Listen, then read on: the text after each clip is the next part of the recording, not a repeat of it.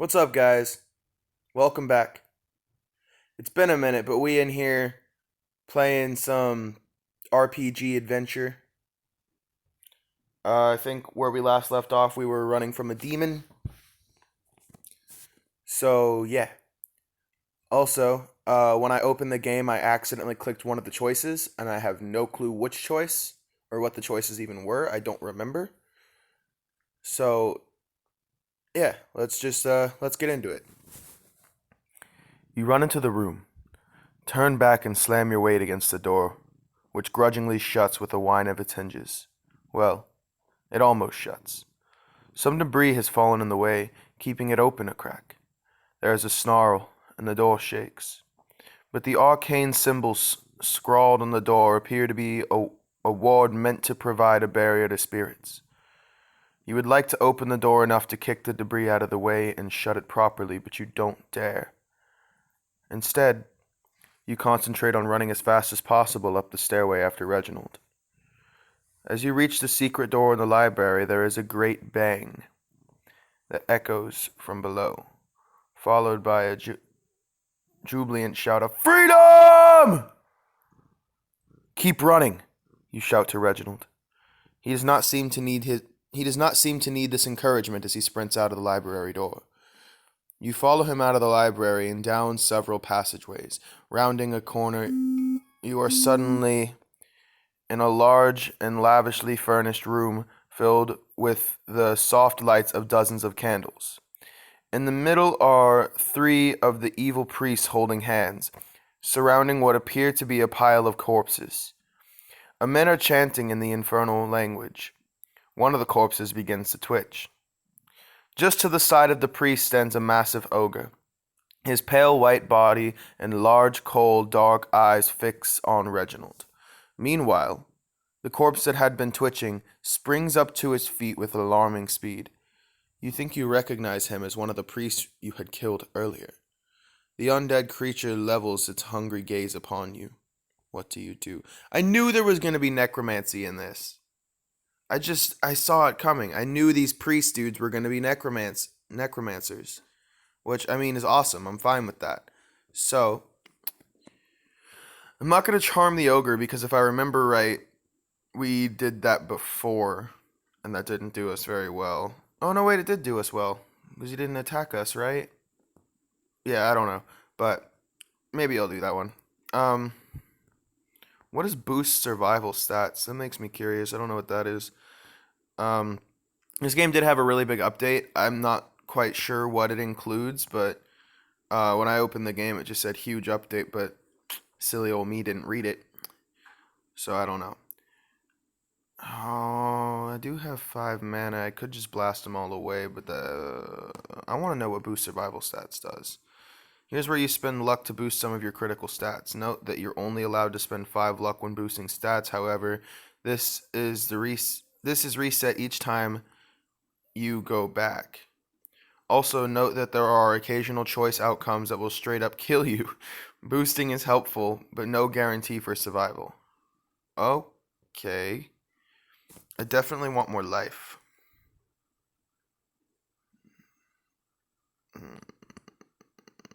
So let's put...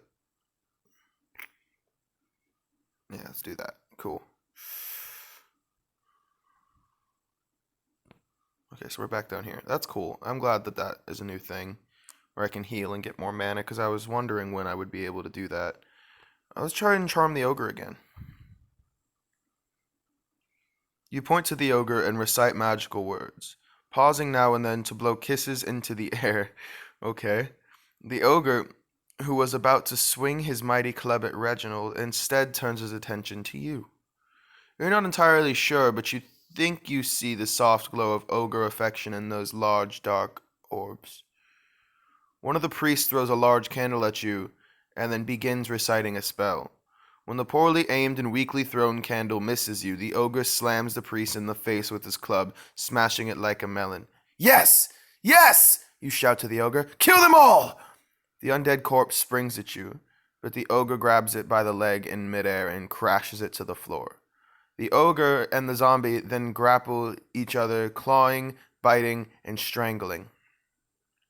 Reginald has since gathered his wits and slays another of the priests with his sword. The two of you fall upon the remaining priests the old medieval way, cutting and stabbing with blades. Soon that poor fool is no more than a bloody mess on the floor. You look over and see that the ogre has dismembered the now motionless undead priest, but in the process, however, it has been grievously wounded. Its neck has been ripped open, and purplish blood is pumping out. It looks at you pleadingly before collapsing. No, it has ads now. This game didn't have ads before. As you and Reginald catch your breath, from somewhere in the castle echoes the distant, raspy cackle of that dark spirit with the hellish eyes. A chill goes up your spine, and you do not want to tangle with that thing again. You suspect neither your spells nor blades can harm it. Perhaps it would be wise to run from this cursed place. On the other hand, maybe you could afford to take a few seconds to search the bodies of the recently fallen enemies. But there is still the matter of the merchant's daughter, Siba. What do you do? I came here for loot. I got a good amount of loot. So, let's risk and find Siba first. Come, Reginald. We must find her, you say. The two of you are debating where exactly you should go to accomplish this when there is a blood-curdling scream not far away. Before you can react, you see Siba, her eyes bloodshot, run into the candlelight. Gods be praised, you exclaim. Gods, we must flee. A monster comes. The three of you run. The ears! The ears! You complain as you run through the castle entrance chamber. You are referring to the goblin corpses from which you could harvest trophies. No number of rubbery ears are worth your soul, Reginald exclaims. Despite your present anxiety, this strikes you as somewhat funny, and you plan to remind him of his words later, if you survive. For now, you do as your friend advises and keep running. The three of you retreat to the forest. You are all exhausted, and so, once safely away from that cursed ruin and reasonably certain no evil follows, you make camp. Because you are still in goblin country, you decide against the campfire. Instead, you will just have to make do with the sleeping roll in your backpack. It is a rather cold night, and you notice Siba carries nothing but the ripped up clothing on her back. What do you do? I'm not just going to shrug and go to sleep because that's a dick thing to do. But I mean, I might get some action if I share the blanket, and also, I don't want to be cold either. So I'm going to do that one. Naughty, naughty.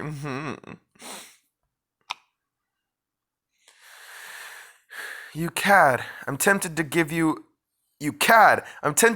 a moral point for your bold choice, but unfortunately, this scene does not play out that way. You invite Siba to share your blanket with you. She cocks her head and gives you a suspicious look and politely declines. Reginald offers his own blanket. She smiles at him, takes the blanket with a curtsy, and goes off to find a tree to curl up around. It would have been warmer still with me, you think to yourself. Alas, not everyone can be as practical as you are. Since Reginald is cold anyway, he decides to take the first watch. You are woken well before dawn, and you loan him your blanket as you sit up to keep an eye out for danger. As you settle into your watch, your eyes wander to the sleeping merchant's daughter. A sliver of moonlight has escaped through the branches above and illuminates her delicate nose. You decide that it's a pretty little nose. Okay. For whatever reason, this leads you to wonder if even your pinky would fit in one of her tiny What the fuck? Why does that matter? You chuckle to yourself as you imagine the expression on her face at waking up with your finger in her nose. Why are you thinking about putting your finger in her nose? What? And then you feel a pang of guilt for imagining this. Yeah, you should. That's fucking weird. The young maiden has just lost her father. I should not make sport of her, even in my mind, you think. Yeah, Yeah, you shouldn't. It's obvious that you need something to occupy your thoughts in order to stay awake. Whoa, I've reached a checkpoint.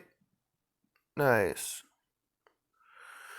You wait until Reginald begins snoring before you pull your spell book out of your backpack.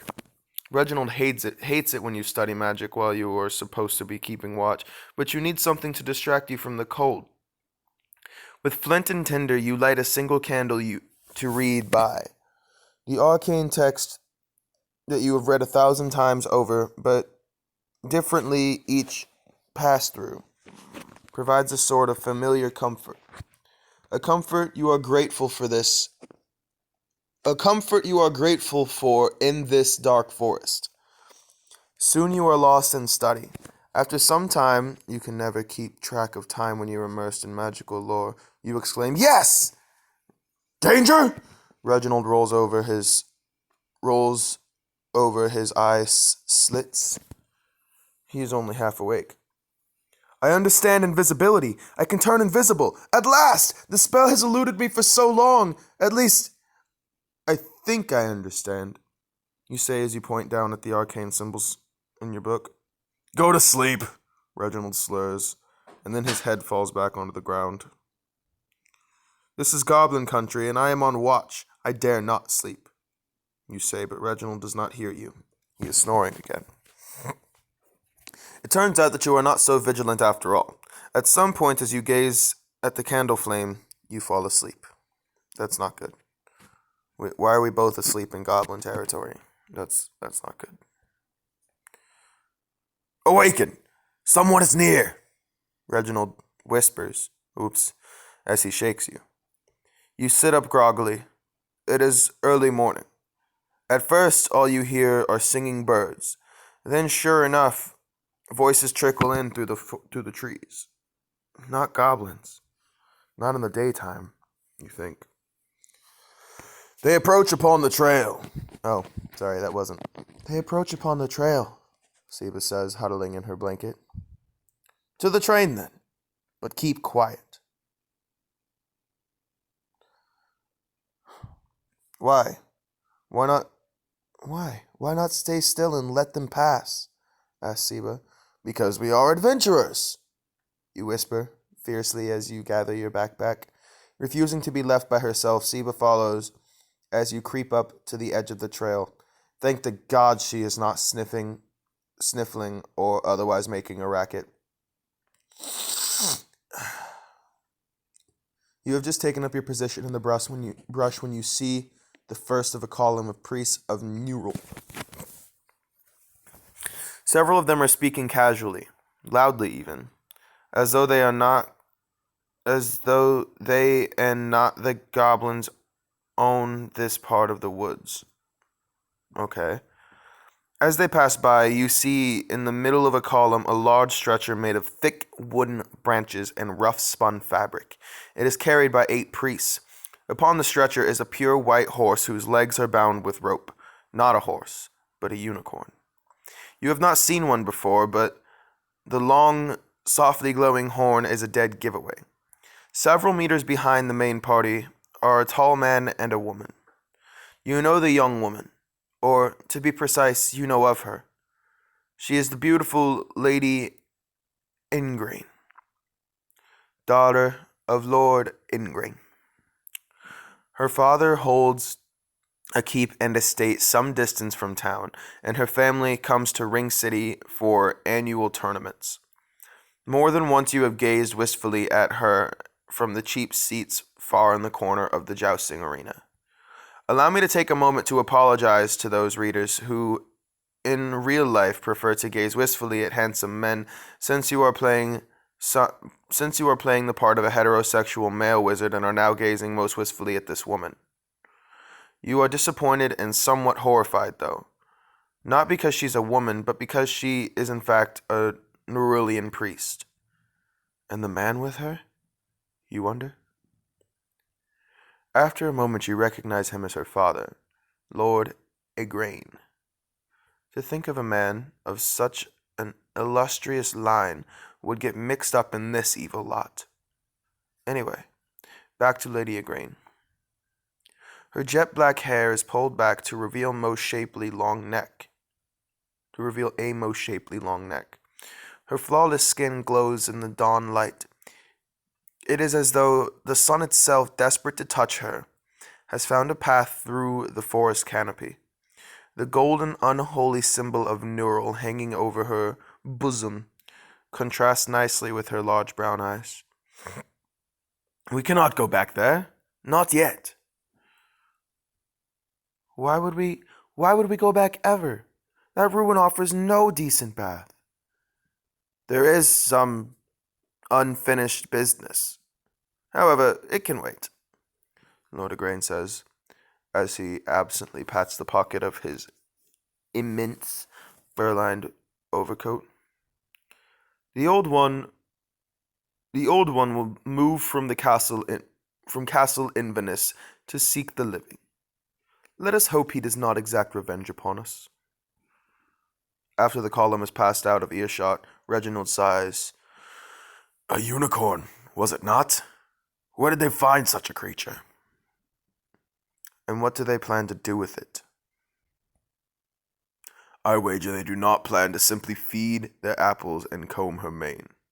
Feed her apples and comb her mane, Reginald replies. Her? Is it a lady unicorn? Oh. I did not look in that, decisive region. Reginald blushes. Don't tell me Reginald has a thing for horses, man. This game is just getting more and more messed up as I go. Okay. Such craven and pathetic simpletons, Seba sees as she glares after the column of priests disappearing around a bend. I propose we tie each of them down and cut off one finger at a time. We will bind their wounds to ensure they will not lose too much blood and fall unconscious. I will then take their eyelids and I do not think all of that will be necessary. You interrupt. There are perhaps 24 of them. I do not think we will have time for all that work. You and Reginald exchange perplexed looks, and then Reginald whispers in your ear, Young maidens love unicorns. Yeah, that must make you a young maiden then, doesn't it, Reginald?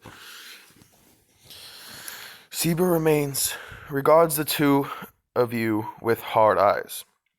We should attack them now and make them pay for their transgressions. There are too many. There are too many, Reginald protests, even with the element of surprise. Sorry, I'm tired. It's first thing in the morning. I thought you said you were adventurers, Seba interrupts. Adventurers, not idiots, Reginald replies, his pride clearly hurt. There are only 3 of us, and they are slowed by their burden. We could cut through the woods and get ahead of them. We shall ambush them as they come by. Or we could follow them from a distance and learn more about our quarry. Perhaps strike at a more appropriate time, Reginald says. And perhaps they will notice us following them, or perhaps they are journeying to some vile fortification that we cannot hope to storm. I say we ambush them now while they're in the open, Seba says. Listen, I gotta stick with my boy Reginald here, because I truly do not believe that me and Reginald would be able to single-handedly take down all of them. And I doubt Seba's gonna do anything to help. You know what? Actually, no, let's ambush him, just because why not? Tired of playing it safe. We have surprise on our side, and they are about as vulnerable now as we can hope. Perhaps if we strike their line where the unicorn is being carried, we can cut the creature loose before they know what is happening, you say. A bold plan. You best be swift with your blade, keen to free the unicorn before they slay us with their death magic, Reginald says. The 3 of you run into the forest, a good distance from the trail, and make haste trying to pass the priest by traveling parallel to them. This is all the more difficult since you have to leap over fallen logs and batter your way through brush, while the priests have a nice dirt path to walk on. By the time you take up your strategic positions in the forest, you are breathing hard. The plan is for you to attack first with a large gout of flame. Reginald will then leap out with his sword to cover you as you cut the unicorn free. Siba will remain hidden up a tree to be your eyes from above and shout things like, 3 from the north, Siba says from her perch. Siba's not really that helpful, to be honest. If you're just asking me, she's not really doing much. I mean, I get that she's a lookout right now, but what else can she do? Soon you hear voices, and then the priests are passing by.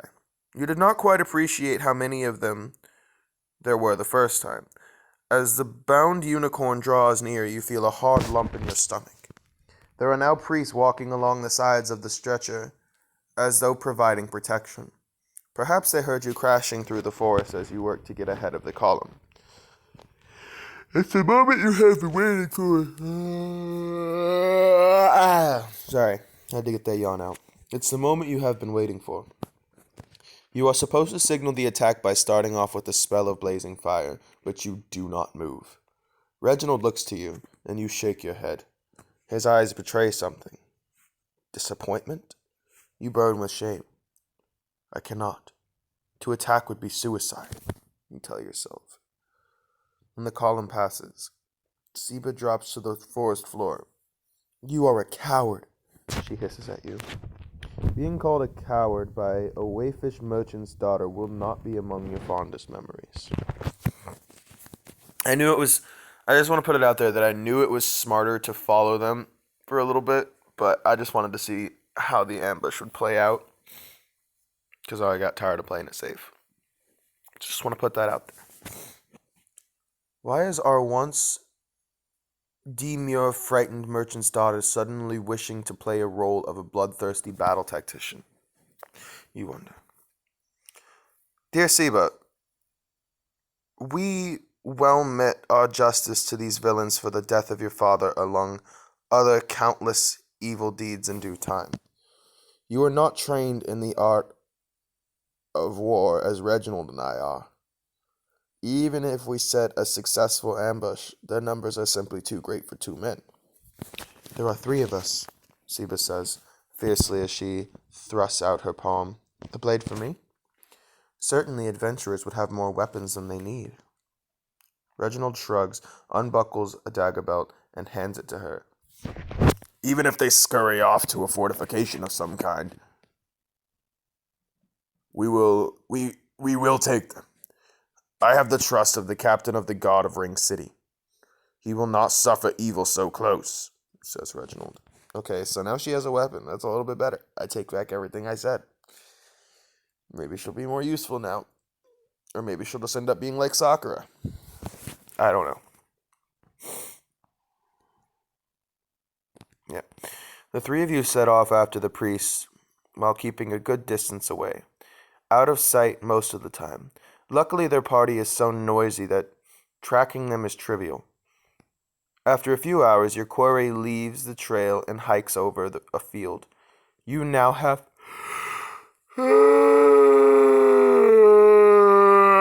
I'm tired. Okay. You now have to follow a bit closer in order to not lose them. Soon they stop on a hill with a large slab of granite at the top. They set the unicorn down on this slab and surround it. They begin chanting. The chant is in infernal, but you can only make out a few words from here. They are chanting a prayer, you think. Something about forgiveness. I am no Nerulian priest, but I do not think this bodes well for the unicorn, says Reginald. They mean to sacrifice him. The unicorn is a him? Reginald asks. Yeah, unicorn's a him, you weirdo. Yes, I observed this, when they carried him from our hiding spot, Siba responds. Irrelevant, you say in exasperation. Our enemies stand in the open and on high ground. We cannot approach unnoticed. Allow me to lure them to you, to the forest edge. I shall play the part of a frightened, lost girl. They will be overjoyed to recapture what they lost. You can then attack from your hiding places, says Siva. No, my lady. They may harm you. I will disembowel them, she says, brandishing the dagger Reginald lent her. I understand your anger for what they did to your father, but do not die a fool. A fool, am I? Her face is such a visage of malice that you and Reginald both take a step back. Uh, perhaps stealth. Perhaps stealth would serve it as better. I might turn invisible, creep into their midst, and cut the unicorn free. My friend, surely your powers are best spent spewing forth gouts of deadly fire, not sneaking about like a rat. Fire and steel, simple and effective, says Reginald. Okay. Again, I think it's time that I leave this game here for now. I'm sorry I'm so tired in this video, but I literally just woke up and just started recording this, so haven't had my time to wake up yet. But yeah. So I'm gonna stop this here. I'll see you guys next time. Stay awesome, guys.